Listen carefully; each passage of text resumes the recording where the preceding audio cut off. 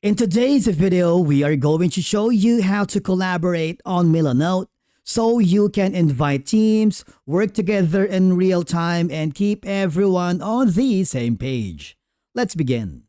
Now, the first thing that you need to do is log in using your credentials and open the board you want to collaborate on. This can be a project, a mood board, or planning space. So I'm going to choose the first one here. And as you can see, you will be forwarded to the dashboard itself. Now, for you to be able to collaborate with your client, with your team members, or maybe you're working with other designers or collaborators, all you have to do is go to the top corner where you can see the share icon. Okay? Now, these are going to be the multiple options that you can control. Number one is entering a name or email address. Okay, for example, we're going to type in a specific email. All right. And then once you've done that, click the send invite. It's one of the easiest way. Now, if you don't know the email address, it's super simple.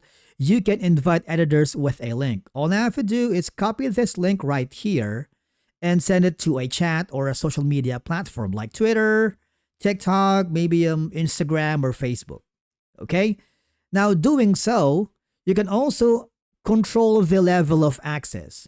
Is it going to be something that enable read only? Okay? Or you would allow people to comment, reactions on drawing, show download on files, set welcome message, record a password, generate HTML embed code. It's up to you. Once you are comfortable with the access, just click the invite button.